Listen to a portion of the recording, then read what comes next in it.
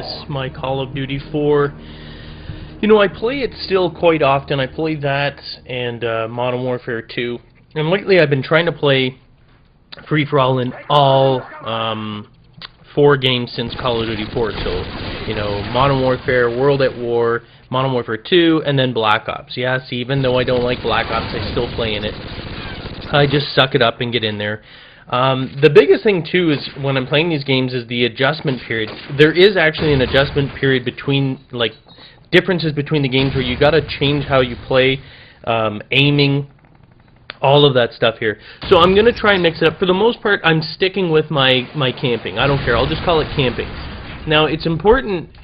Again, when you're doing this, you know, I don't even know if actually this one here I'm camping necessarily, because I know the map so well in Call of Duty 4 that, you know, I think I can show you some routes or whatever that will help you out. For the most part, though, if you're an experienced Call of Duty gamer, regardless as to what you know, game it is that you're playing on, whether it's Black Ops or Modern Warfare 2 or whatever, camping pisses you off.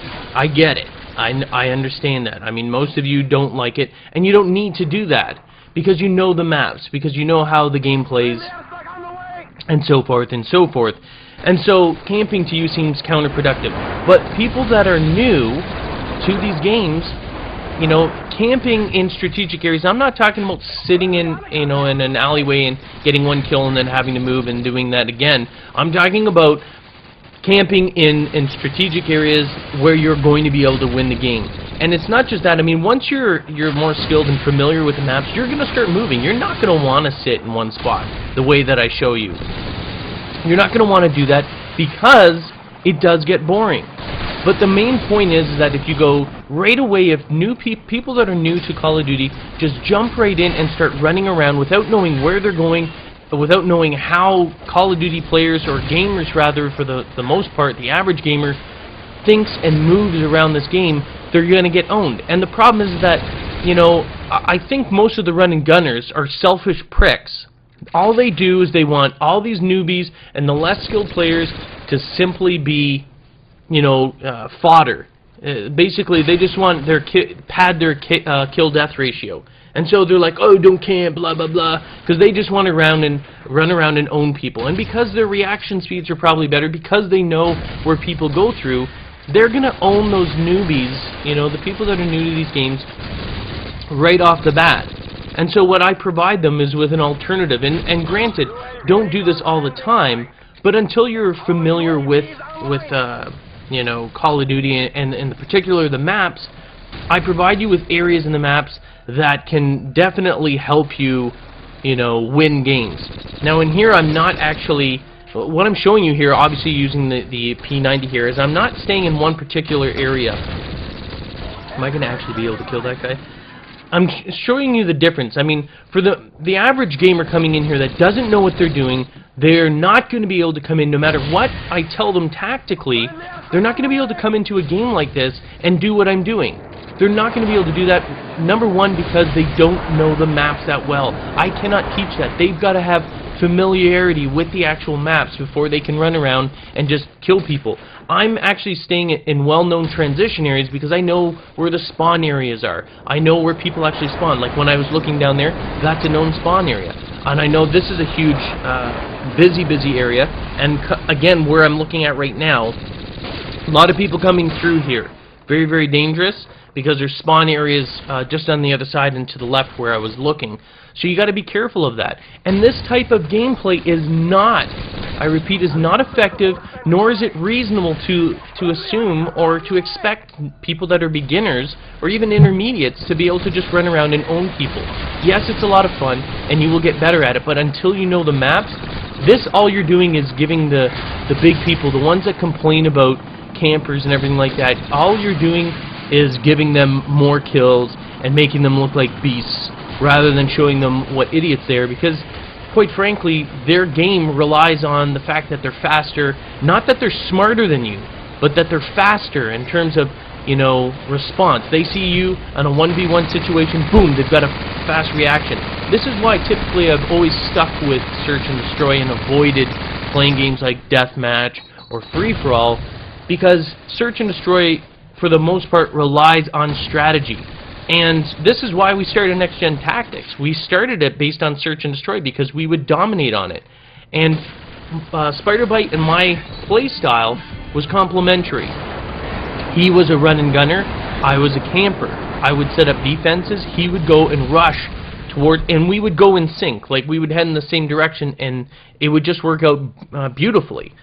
But in free-for-all, you don't have that opportunity. No one's on your side. So I believe I'm going to be doing more of a camping style here. This is Modern Warfare 2. The previous one was Call of Duty 4. And I'm going to be using the FAL, which is semi-automatic. Nice and accurate. Again, the semi-automatic weapons in Modern Warfare 2, way better. I mean, Black Ops totally ruined them. They put that friggin' the firing lock on it so that if you fire too fast, it locks up on you. And if you've never had that problem, that's because you don't fire too fast. Because it happens to me every single time I play, either on PS3 or Xbox. It will lock up on me whenever I use the FAL. Is it the FAL? Yeah, the FAL on Black Ops, or even the M14. Constant lockup. If I fire slowly, no problem. But when I do my trigger finger, and I'm known for a fast trigger finger, it locks up. So here's a typical situation. And when you're doing camping, number one, if you want to win the games when you're camping, and not just sort of like, hey, I got a couple of kills, because really that's not the objective. The objective, despite anyone that says, you know, hey, you're going to have fun, believe me, you're going to have fun because you're going to be very, very active. But what you're going to want to have on is claymores. These games always have claymores or some sort of, you know, in World at War it was bouncing betties. They will always have proximity type explosive devices. I know people are like, oh, what are you going to do when the claymores aren't there? Claymores are going to be there. I mean, wake up. What are you, new to Call of Duty? People that think that obviously are either new or just, again, babies getting, you know, exploded by claymores. They're always going to be there. Suck it up. That's just the way it is. And I'm talking about public matches, not competitive. Competitive matches, obviously they take it out for a reason. You know, they're to promote more action. Oh, this is such a fail. Look at that. You talk about me not, and that's a typical position. I mean, that's me getting stung by my own. He may have spawned there though, I'm not sure, but the bottom line was he was in a position, and where he was, by the way, was stupid. Unless he was, I'm assuming he spawned in there because it doesn't make sense for him to do that. If you're going to camp a building, like this one here, and I wish I had my claymore. Do I have my claymore? I think right now I'm just sort of clearing it out. This is a perfect, this building in the middle, that's exactly where you want to put that claymore. Put it down at the bottom of the stairs, and I use scavenger so that I seal myself in. There's only 2 ways in, and I will use my claymore. Sometimes I will get 50% of my kills, especially in search, just claymores alone. You know what I mean? Like, it's absolutely insane, and that's what a lot of people do complain about that. Nonetheless, I did die with the claymores there, but that setup there that I showed you, one on the back, kill someone, put it on the front, and then basically with scavengers, as they die, all you're doing is replacing it. Now, to camp in areas like the building I'm in is actually a brilliant location because you can control. There's only one access point to this second level, which is the stairway here. So if you actually go up that stairwell, which I don't even know if I do this in this game here. Oh, I do. Look at that. It's my instinct to camp. Put the claymore in the corner there, and then basically those areas that I'm looking at right now, those are all spawn areas. I don't even know if I think he's hiding back there. And plus my aim was horrible on that. But any area, you don't want to necessarily just camp in any building. Camping in any building is going to get you a few kills, and that's about it, and then you're going to have to move. Now you see what I did there? That's part of camping strategy. You see how instead of putting the claymore up at the top of the stairs, I put it down sort of midway. And what happens is it's the same individual, if he's a run-and gunner, and he's like all pissed off, because this is what happens, and this is why they whine and complain all the time. They'll come in, they'll get killed by the claymore, they'll run back in again, just like running into a house on fire, and they'll assume the claymore's in the same spot or the claymore's gone altogether. By switching up the position of the claymore, what happens is, I think I can nail this guy. Do I nail him? Come on, come on, come on, come on, come on. There we go. By switching it up, you know, they naturally go in thinking it's going to be in the same spot. So they run up to the point where the claymore is now on the stairs, and it usually will kill somebody. And then all you do is you keep varying it up.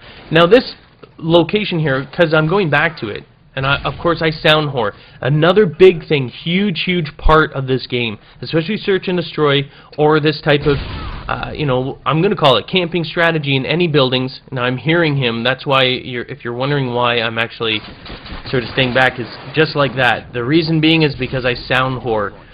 Which, you know, some people don't like. Well, suck it up. If you can't afford it, I can afford a good headset. A lot of people are getting headsets. Headsets are coming down. There's no excuse. It's not like, oh, well, you're privileged, blah, blah, blah. Get a good headset in these games. If you want to get really good at them, you're going to want a good... Oh, that was close. You're going to want a good headset. I mean, you have surround sound in these games, and believe me, when you can hear your opponents, it helps out tremendously in terms of your game. And you're going to be able to hear them and do exactly what I did. Anticipate that they're coming. And it's gonna allow you to actually excel in games. And I think I get I'm pretty sure they go. There we go. Look at this. I get ripped off on my Predator, which is rancid. And then we get host migration. But the nice thing is the host migration works. It was such a nice addition when they did that in Modern Warfare 2 and continued it in Black Ops. I'm not sure if any of you have come across issues with Black Ops. In all honesty, I hardly play it anymore. But I know that the host migration, for the most part, worked very well in Modern Warfare 2. And I love the fact that it's there. Look at this. I get ripped off on my friggin' Predator. Kind of sucks. But this is a great place here. If you ever play in this match, in this map or whatever, you want to get in buildings that obviously are second floor. That's very important. Not just ground level. Ground level ones are a little bit more dangerous. You can still do it, but it's more effective to be on higher ground. And what happens is you want it sort of in areas that surround spawn areas. That's a spawn area, that's a spawn area, and then the spawn area in the back there. That's a big spawn area as well. And that's why I choose these areas. These are strategic. You will not be sitting there waiting for someone to run by. You will be actively killing people. And yeah, you know, I guess it's a form of spawn trapping to a certain degree, but you're not just going to be looking in one area. You have to be on your toes in this game, even when you're doing a camping strategy that I'm showing you. You have to, because you got to constantly be replacing claymores or listening, because in Black Ops you don't have that ability. You got one claymore, so you need to place it in a proper spot, in an effective spot, and then be aware of the other access points, and be aware of where they typically will come in from, and you'll be able to dominate. It's not that hard. It's not hard, and it's not that you're only going to get 1 or 2 kills. But remember, if you're well versed in the maps, which means you really know them well, you know where people hide, you know where campers are. I mean, I'm showing you that. But my strategy with camping, it's not so easy. It's not like finding me in a closet or whatever, because I constantly have run and gunners coming after me, trying to own me, and it doesn't always work out too well with them. But if you're starting off, it's a great strategy. And run and gunners hate it, so I love it as well. Peace.